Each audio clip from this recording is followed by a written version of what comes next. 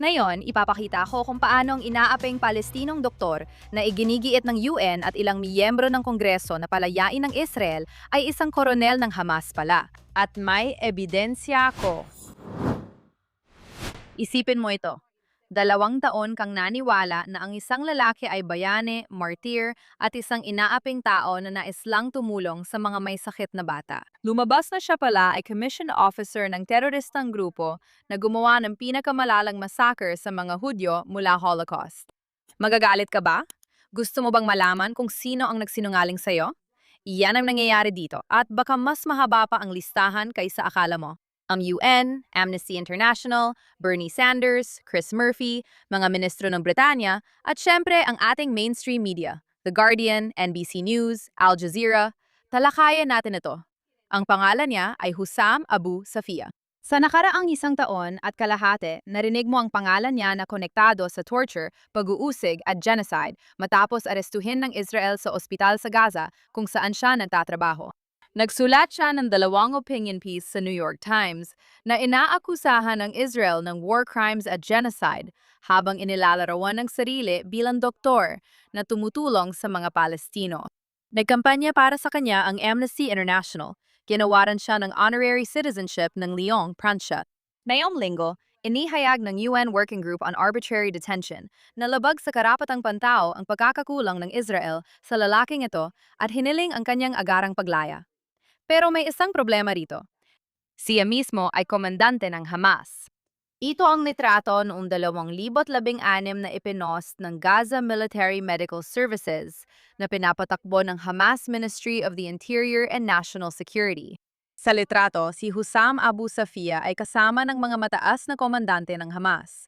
Mahalaga ito dahil hindi Israel ang nagsabi nito. Ang mismong medical services ng Hamas sa Gaza ay tinatawag na siyang koronel sa sarili nilang mga Arabic na post sa Facebook mula pa noong 2016 ilang taon, bago pa man naging controversial ito sa kanluran. Si Abu Safia mula sa Facebook page na iyon ay nakauniporme ng Hamas. Hindi mo talaga kayang imbentuhin ang mga ganitong bagay. Ngayon, kinumpirma rin ng IDF nang hiwalay na si Safia ay may ranggong koronel sa loob ng serbisyong medikal ng militar ng Hamas at hindi lang ito simbolikong titulo na hindi niya ginamit. Ayon kay Ahmed Kahlot, isa ring direktor at tenyente koronel sa Hamas, sinabi niya sa mga tagapagtanong ng IDF na hindi bababa sa 16 na miyembro ng aktibong tauhan ng ospital, doktor, nurse, paramediko ay aktibong kasapi ng Al-Qassam Brigades ng Hamas. Ibinunyag din niya na minsan ay isang ospital sa mga pinagtataguan ng isang dinukot na Israeli na bihag. Nang sinalakay ng IDF ang compound, napuklasan nilang may mahigit 240 operatiba ng Hamas at Islamic Jihad sa ospital, kasama ang mga sumali sa massacre noong Oktubre 7. Tingnan ang mga hiyas na nakuha namin mula sa social media ni Abu Safia. Mukhang mabait na tao, di ba? Kung tatanungin mo ang UN o Amnesty International, siguradong oo ang sagot nila. Siguro dapat ipakita sa kanila ang video ng Hamas operative na nahuli sa digmaan na nagpatotoo sa paggamit ng ospital ng Hamas. Panuorin ninyo. Kamusta? Ako si Muhammad Said Al-Sharif. 21 taong gulang, nagtatrabaho sa Kamal Adwan Hospital bilang kagaline, isa sa mga pwesta ng Mukada sa Western Battalion at maaaring sa Field Battalion din. Saan pa ang 4 na nakakalat? Nandiyan ka sa paligid ng ospital, nagtatrabaho, nasaan man siya, saan man siya naroroon. Nandiyan ang mga tao o maraming tao na laging kasama niya araw-araw at direkta. Nandun ang mga operatiba ng Hamas, ng Islamic Jihad, ng mga brigada ng Padlabal at ng iba pang grupo sa Hilagang Palestina. Bakit mo sila sinabanggit? Mga responsible sila. At bakit mo sinasabi na sila? Iniisip nila na ang lupain ay kanila na ngayon dahil hindi kayang bawiin ito ng hukbo ng deresa. Sa matagal na panahon, sinasabi nga na hindi ko dapat gawin. Dahil siya ang nag-aasikaso sa mga makasalanan at may sakit at gusto mo. Sinasabi mo sa akin anong ibig mong sabihin. At iniisip nila na hindi siya maaaring tapusin ng hukbo ng direkta na parang pandukot o pandina. Sinasabi nilang ang sinasabi mo maliban ka. Sir, matagal. Kaya Noong sila ay nagdahiwalay ng relihiyon sa ospital at organisasyon. Nandun ang mga aktivista, inilipat nila kami sa mga kargalang armas, parang kabayo, parang S-4, parang F-4. Sinililipat ito, papasok mula sa ospital, mula sa labas papasok, at mula sa loob sa labas. Sa ospital, sinatarget, lumalabas ang tauhan ng Tagamasid at Tagalanman mula sa loob papunta sa ospital. Sa huling 4 na oras ng gabi, dumarating sila sa umaga sa ospital at mula sa loob ng ospital. Ipinamamaha dito sa mga lugar na nasa hangganan ng Israel, sa mga tambak, sa ilalim ng mga pulo, sa ilalim ng lupa, sa loob ng lupa, sa mga lugar ng pamumuno at pagkontrol, maging sa paligid ng Camel Adwan o sa Fallujah, Biara at Saibra. Sa mga lugar na kinaroroonan ng hukbo ay itinatala ito.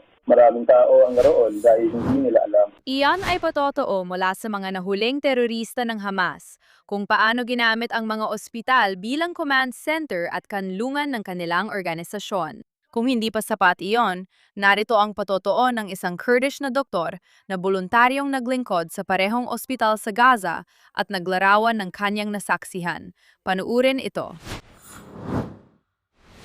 Siyempre, nagsimula kami ng maikli lang, gaya ng sa inyo. Parang ospital din yun. Halimbawa, may mga pasyente. Pero doon, naroon ng Hamas, ibig kong sabihin. Kung paano napatalsik ng Israel ang Hamas at iba pa nitong kasabwat. Mapapatay ang mga sundalo. Oo. Siya nga pala. Ibig sabihin ba ay siya ay nasa ospital kasama ang Hamas? Ang mga pinuno ng Hamas ay nandun. Oo, nakita ko siya doon. Naglalakad siya kasama ang isang babae. Nakita ko siyang kasama ang isang babae sa ospital. May Hamada, kak Munir Barsbu, Ngayon, dito na talaga nakakainis. Ang leader ng Hamas na si Bassam Naim ay hindi man lang itinanggi na si Abu Safia ay kabilang sa Hamas. Pero sinubukan niyang sabihin na hindi gumagamit ng mga ranggo tulad ng koronel ang Hamas, kaya hindi raw ito totoo. Imbes na mag-isip, mas pinili ng maraming mainstream media na magpukus dito kaysa sa katotohanang may mga litrato ang lalaki na matagal nang suot ang uniforme ng Hamas. Halimbawa, naglabas ang Al Jazeera ng Qatar ng artikulong pinamagatang pagpaslang sa isang simbolo na inilarawan ng kwento bilang magkakaugnay na kampanya ng Israel para siraan ang isang diumano'y makataong bayani. Hindi lang sila ang gumawa nito, pati The Telegraph, Sky News at Dropsite News na pinondohan ni Soros ay nagpalaganap din ng ganitong kwento. Kahit na ilabas sa lahat ng ebidensya, patuloy pa rin ang hiling ng pagpapalaya mula sa kilalang anti-Semite ng UN, si Special Rapporteur Francesca Albanese. Ang pinuno ng karapatang pantao ng UN, si Volker Turk, ay tumayo sa harap ng Security Council at literal na sinabi na hindi napatunayan ng Israel ang kanilang mga pahayag kahit na may isa pang direktor ng ospital na sa ilalim ng kanyang sariling interogasyon ay kinumpirma ng pinapatakbo ng Hamas ang pasilidad na yon. Naglabas ang The Guardian ng mahabang artikulong may simpatya sa kanya, pinanggit ang pahayag ng kanyang mga abogado pero hindi tinukoy na may dokumentong siya ay nakauniforme ng Hamas. Nag-quote ang NBC News ng co-founder ng Med Global na tinawag siyang bayani at mentor pero hindi tinalakay ang paratang tungkol sa ranggo niya. Mali ito sa pamamahayag. Pero hindi lang media ang gumagawa nito. Pag-usapan natin ang mga sumama sa Agos na ito para marinig ninyo mismo ang kanilang sinabi. Nanawagan si AOC, isang eksperto sa geopolitika, sa Israel na palayain si Dr. Hussam Abu Safia, isang pediatrician na 18 buwan nang nakakulong ng walang kaso, at nayoy nalalagay sa panganibang buhay dahil sa torture. Nagpahayag si Senator Chris Van Hollen na nananawagang agad siyang palayain. Lalo pa ang nagbigay ng matinding pahayag si Congressman Jim McGovern at sinabi niya mismo at direktang inuulit ko, wala nang kahit isang sentimo mula sa buwis ng mamamayan ang dapat ipadala para suportahan at konsentihin ang ganitong karumal-dumal na pang-aabuso. Sumali si Rashida Tlaib at Bernie Sanders, at hindi lang mga Amerikano ang makisali rito. Diretsang sinabi ni Ministro Hamish Falconer ng Britanya sa gobyerno ng Israel ang kaso ng lalaking ito, nang hindi binanggit na aktibong miyembro siya ng Hamas. Narito ang tanong ko para sa bawat isa sa inyo. May sinuman ba sa inyo ang nagsuri? Meron ba sa inyo na nagpapanggap na nagmamalasakit sa mga Palestino ang nakakaunawa na ang pinakamalupit na mapaniil na puwersa sa Gaza ay hindi ang IDF, Hamas ito? At oo, laban din sa mga taga-Gaza. Gumising kayo, mga tanga. Ito ang makina ng maling impormasyon. Ganito mismo ito gumagana sa bawat pagkakataon.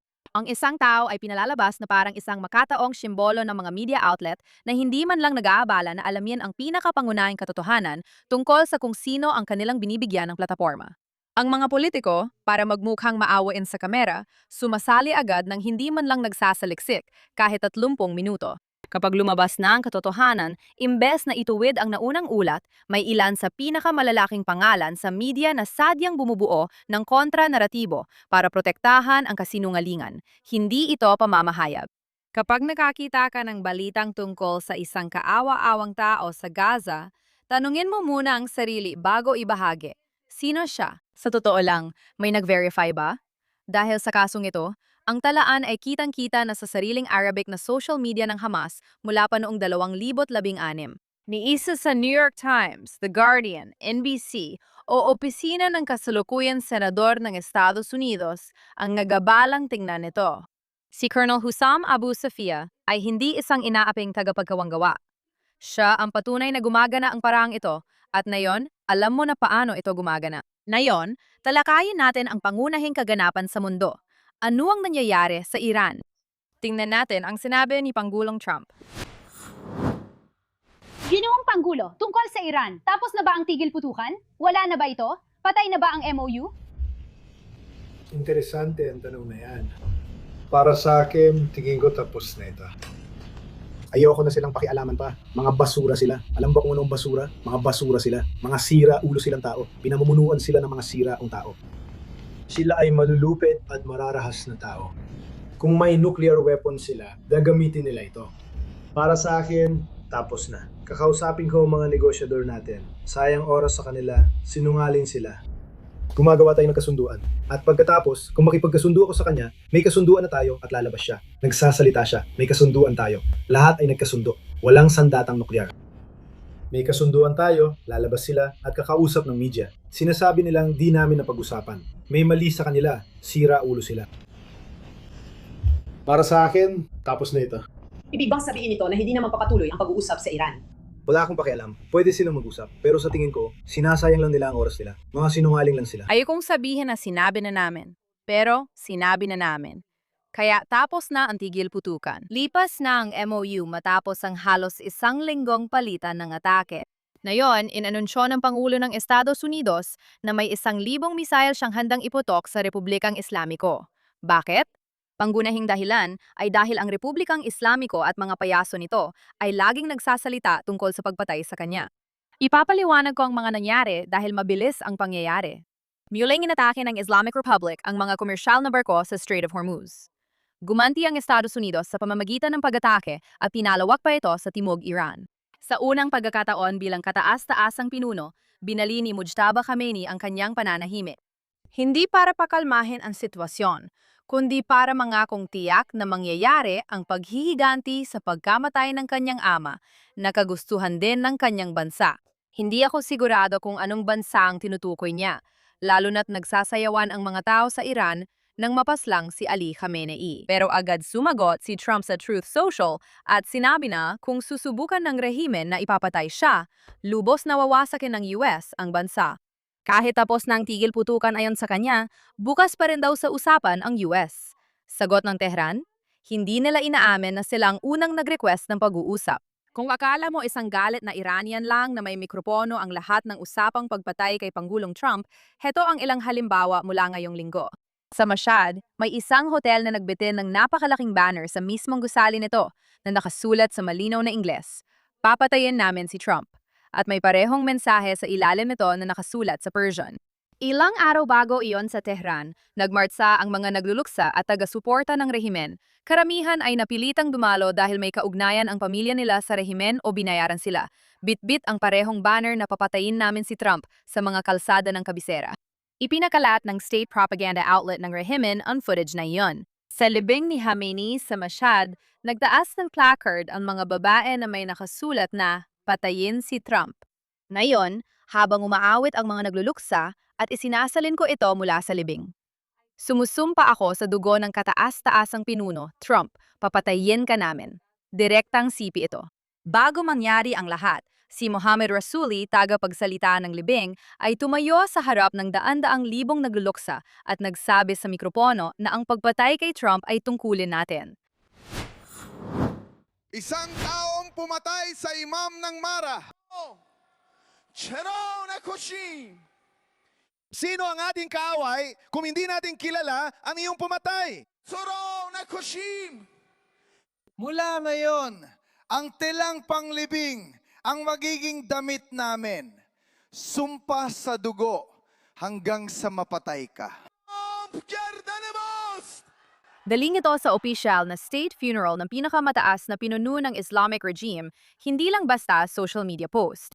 Ngayong linggo, ibinunyag na napigilan ng Israel ang panibagong plano ng IRGC na patayin ang Amerikanong presidente matapos ang mga naunang pagtatangka at maging ang kangkang patayin ang anak niyang si Ivanka Trump. Nang nasa Turkey si Trump para sa NATO summit ngayong linggo, isang Iranian parliament member ang nanawagan ng pagpapadala ng ballistic missiles sa Turkey para patayin siya.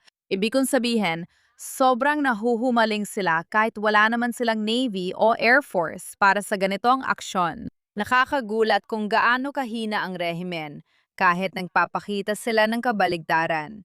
Hindi ito inuugnay ng mainstream media para sa inyo. Bagsak na ang ekonomiya ng rehimeng ito. Ang Iranian rial ay nasa humigit kumulang 1.75 milyon kada dolyar na siyang pinakamahina sa kasaysayan ng Republikang Islamiko. Tinatayang ng IMF na aabot sa halos 69% ang inflation ngayong taon at mahigit 6% ang pagliit ng ekonomiya. Tinatayan 7 milyong Iranian ang nagugutong ngayon. Ang karne ay isang luho na lamang sa Iran. Samantala, ipinapakita ng sariling draft budget ng rehimen ng mga institusyong militar at seguridad, ibig sabihin ang IRGC, ay tumatanggap ng bahagi ng kita sa langis na ilang ulit na mas malaki kaysa sa inilalaan para sa tunay na sibilyang pamahalaan. Halos kalahati ng maliit na kita mula sa langis ng pamahalaan ay napupunta sa institusyong panrelihiyon. Ayon sa ulat mula Tehran, hirap ng bayaran ng pamahalaan ang sweldo ng militar nito. Kaya habang ang mga karaniwang Iranian ay hindi kayang bumili ng karne, ginagastos ng rehimeng ito ang natitirang pera nila sa pag-imprenta ng mga banner na nananawagan ng kamatayan ni Trump at pinopondohan ang mismong seguridad na nagpapanatili sa kanila sa kapangyarihan. Hindi ito isang pamahalaan, isa itong mafia. Ito ang dahilan kung bakit babagsak din ang MOU. Buti na lang natapos na yon kasi hindi ka pwedeng makipagkasundo sa rehimeng walang lehitimasyon at ginagabayan ng ideolohiyang Khomeinismo. Wala iyong saysay kahit sa papel. Gusto kong linawin na hindi ito kwento ng mga moderadong talo ng radikal. Walang moderado sa rehimeng ito.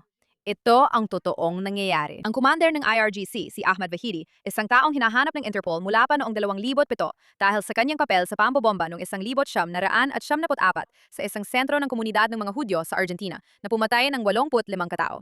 Ipinapakita niya sa inyo habang nangyayari ito kung sino talaga ang may hawak ng kapangyarihan dito. Paulit-ulit na iginigiit ni Vahidi at ng IRGC ang pagpapatuloy ng digmaan gamit ang lakas, kabilang ang huling mga pag-atake ng ballistic missile sa Israel at pambobomba sa Qatar, Jordan at Kuwait nitong nakaraang linggo.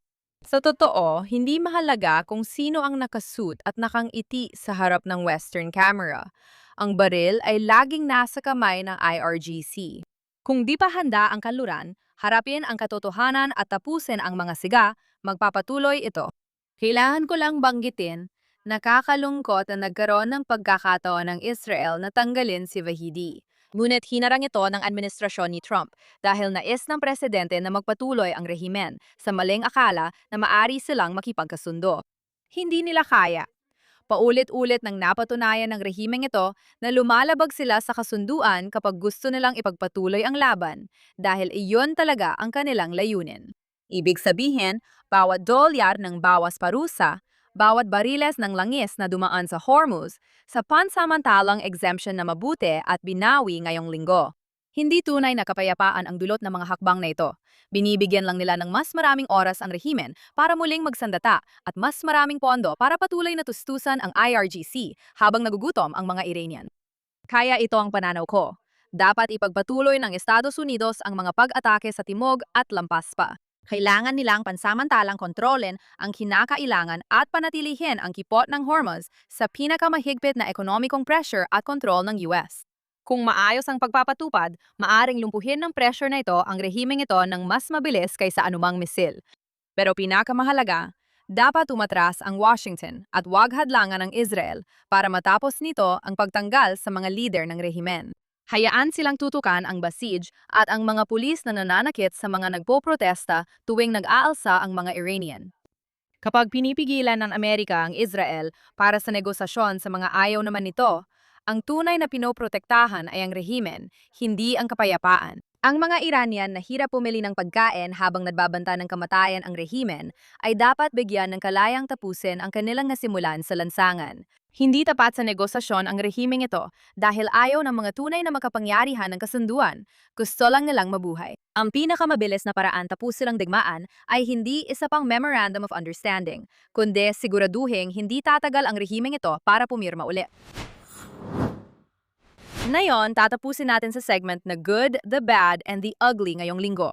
Sa Bad Story of the Week, isang bagong survey mula sa Pew Research na inilabas Huwebes ang dapat ikabahala ng sinumang nag-aalala sa direksyon ng US dahil ipinapakita nito ang suporta para sa Hamas sa Amerika ay hindi nakakaiba. Nagiging pangkaraniwan na ito sa ilang sektor ng populasyon.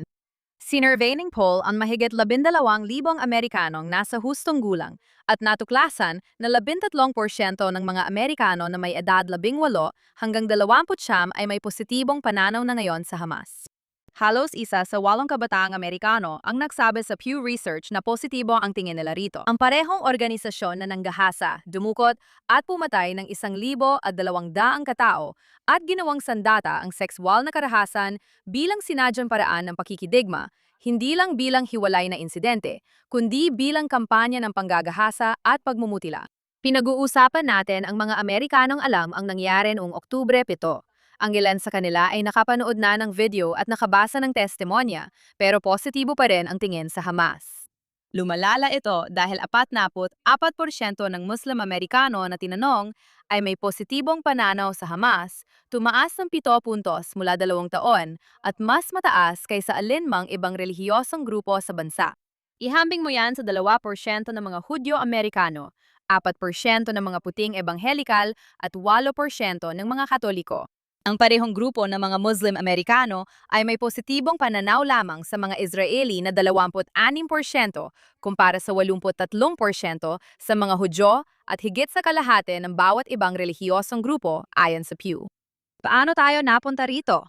Hindi ito nangyari ng aksidente. Hindi ka basta-bastang aabot mula sa isang bansang kung saan ang pagsuporta sa isang grupong gumagamit ng malawakang panggagahasa bilang taktika ng digmaan ay hindi maiisip noon. Hanggang umabot ka sa puntong halos kalahati ng isang relihiyosong komunidad ay positibo ang tingin sa grupo. Hindi ito mangyayari kung walang taon ng tuloy-tuloy at sinadyang pagsisikap gawing normal ang ganitong asal. Ganito ang itsura ng subversyon. Hindi ito isang dayuhang hukbo na lumalapag sa dalampasigan, kundi isang mabagal na pagguho ng moral na kalinawan. Sa pamamagitan ng indoktrinasyon sa mga paaralan, sa pamamagitan ng mga algorithm ng social media na nagbibigay gantimpala sa pinakamapang udyok na anti-Israel na nilalaman, at sa pamamagitan ng mga politikong ginawang karera ang pagtanging tawaging teroristang grupo ang isang teroristang grupo. At nangyayari ang lahat ng ito bago pa man inanunsyo ng Hamas. Ilang araw lang ang nakalipas noong Hulyo, 6 na tinutunaw na nila ang kanilang formal na namumunong katawan sa Gaza. Isang hakbang na syempre hindi pa ganap na. Umabot sa aktual na pagdidisarma at hindi nagbago ang kanilang pagkakakilanlan at layunin. Bilang paalala, ito rin ang parehong panahon kung kailan ang mga Muslim na politiko tulad ni Rashida Tlaib, Ilhan Omar, pati na rin si Abdullah Saad na tumatakbo bilang senador sa Michigan ay naging ilan sa mga pinakakilalang boses sa Democratic Party. Isang komunista at Islamista na si Zohran Mamdani ang kasalukuyang alkalde ng New York City. At kung saan wala ni isa sa mga taong ito ang naging handang tahasang kondenahin ng Hamas nang walang pasuwali. Hindi mo pwedeng ihiwalay ang mga survey sa politika. Ang isa ang lumili ka sa isa. Hanggat hindi itinuturing ng mga Amerikano na banta sa seguridad ang pagguho ng moral na kalinawan, natatakot akong lalala pa ang mga numero. Ngayon, narito ang ating pangit na kwento ngayong linggo, isang perpektong larawan ng tunay na hindi mapagparayang rehimen sa rehiyon. Ang LGBT cruise ship na Scarlet Lady na may 2,000 pasahero sa 10 araw na biyahe mula Athens papuntang Venice ay hindi pinayagan dumaong sa dalawang bansa sa parehong linggo. Tumanggi ang Turkey dahil ayon sa lokal na otoridad, ang barko ay na-charter ng mga grupong salungat sa kanilang panlipunang estruktura at moral na halaga. Sinabi rin nilang nagdulot ng pag-aalala sa publiko ang pagbisita. Ang Atlantis Events na nag-charter ng barko ay 13 beses nang naglayag sa Turkey sa loob ng 25 taon na walang naging problema. Tinangkan tumulong ng US Embassy sa pag-apela ng pagbabawal pero nabigo ito. Sabi ng CEO, direkta raw sinabi ng mga opisyal ng Turkey na ang dahilan ay pagiging bakla ng grupo. Nag-reschedule ang barko na sa Alexandria, Egypt na lang dumaong imbes sa Turkey. At makalipas lang ang ilang araw, syempre ginawa rin ng Egypt ang eksaktong parehong bagay. Tinanggihan ang pagpasok ng barko at sa pagkakataong ito, wala man lang ibinigay na opisyal na paliwanag. Ayon sa The Guardian, nadiskubre ng mga pasahero sa madaling araw sa sulat sa ilalim ng pintuan ng kanilang kabina na muli silang tinanggihan. Pakinggan natin ang isang kalahok. Sige, cruise update. Nandito ako sa gay cruise na hindi tinanggap ng Turkey. So, ano ngayon? Sino may pakialam? Kung maganda gusto mong hair transplant, punta ka sa South Korea. Nag-redirect kami. Papunta na kami sa Egypt imbes na Turkey. Excited ako. Unang beses ko sa Egypt. Nag-book na ako ng tour para makita ang pyramid. Pagkagising ko kanina, tinanggihan din kaming pumasok sa katubigan ng Egypt. Hindi naman tuwirang sinabi, pero dahil bakla kami, kaya ganon. Hindi ako makapaniwala na andito ako sa napakagandang barko. Shoutout sa Virgin, gandang cruise line. Kasama ang 1,000 na raang kamanghamanghang lalaki. Nagtatrabaho ako para sa Atlantis, ang pinakamahusay na gay cruise company na mahahanap mo. At parehong Virgin at Atlantis ang sisiguraduhin na mag-e-enjoy kami. At sigurado akong mag-e-enjoy kami. Iyan ang buong karanasan ng pagiging bakla, yung mag-enjoy kahit may mga pagsubok. Pero parang masyado kaming bakla para gumastos ng malaking pera sa bansa ninyo. Ngayon, heto na yung parte na talagang nakakainis sa akin. Isang may-ari ng kumpanya ng gay travel na na-quote sa kwento, ang sinisi ito sa mga right-wing na grupo na kumukuha ng kontrol sa mga gobyerno sa buong mundo. Ano? Ito ay ideolohiyang Islamista, simple at malinaw. Tigilan na ang paligoy-ligoy at sabihin ang totoo. Sa Turkey, sa Egypt, dalawang gobyerno na walang kinalaman sa konserbatibo o kanang politika ng kanluran at lahat ay may kinalaman sa mga pro-teroristang Islamista na nagdedesisyon kung sino ang may karapatang mabuhay. Dito rin sa rehiyong ito, madalas sermunan ng Israel ang tanging bansa sa gitnang silangan kung saan malayang nakakalakad at magkahawak kamay ang mga bakla ng walang takot ukol sa pagtanggap. Siguro dapat sa Tel Aviv na lang dumaong ang barkong ito. At ngayon, para sa ating magandang kwento ngayong linggo, dahil minsan, ang pinakamagandang paraan para tapusin ang palabas ay panuurin lang ang mga tao na napapahiya, habang ang katotohanan ay kitang-kita ng lahat. Pinag-uusapan natin ang Ehipto na natalo sa Argentina, 3-2, sa World Cup noong nakaraang linggo. Sa halip na tanggapin ang pagkatalo, iginiit ng Arab media at social media na natalo ang Ehipto dahil sa sabwatan ng mga Hudyo. Pagkatapos, pinalawak nila ito ng tuloy-tuloy sa loob ng 72 oras para mapanood ng lahat. Nagsimula ito nang may nagbago sa Wikipedia page ng French referee. Maling sinabing ipinanganak siya sa Orthodox na pamilyang Hudyo at inimbentong kwento ng lolo niyang kasali sa French Resistance. Na-delete ito dahil walang ebidensya. Pero bago pa yon, kumalat na ang mga screenshots sa Arabong social media. May isang sikat na YouTube channel na nag-post ng video na pinamagatang "Natalo ang Egypt sa Zionism" at inangkin na ang referee, FIFA, at Argentina ay palihim na Israeli. Dahil bumisita si Lionel Messi sa Western Wall noong 2013. Seryoso? Isang grupo sa social media na galit sa mga Hudyo ang nag-akusa na ito ay sabwatan ng mga Hudyo mula kay Sniko hanggang kay Bassem Youssef at ng kanilang milyon-milyong tagasunod. Kung hindi pa sapat yon, isang board member ng Egyptian Football Association na si Mustafa Abu Zara ay nagsabing ang pagkatalo ay gantes sa pagiging pro-Palestinian ng head coach. Nang matapos niya ang isang naunang laro habang winawagayway ang bandila ng Palestina, naglakad siya sa stadium, masayang sumisigaw at nagtuturo sa iba ng kahalagahan ng suporta sa Palestina. Dahil syempre, hindi pwedeng natalo lang ang Egypt dahil mas magaling ang Argentina, di ba? Karaniwang mentalidad ng mga Islamist, laging sinisisi ang iba maliban sa sarili nila at gumagawa pa ng mga komplikadong teorya ng sabwatan para lang bigyang katwiran ito. O siya, hanggang dito na lang ang palabas natin ngayong linggo. Kung may kwentong gusto mong talakayin namin, ipadala lang sa akin. I-follow mo ako sa X or Instagram, Emily in Tel Aviv, o Emily K. Schrader. Kita-kits ulit next week dito sa Axis of Truth sa JNS TV.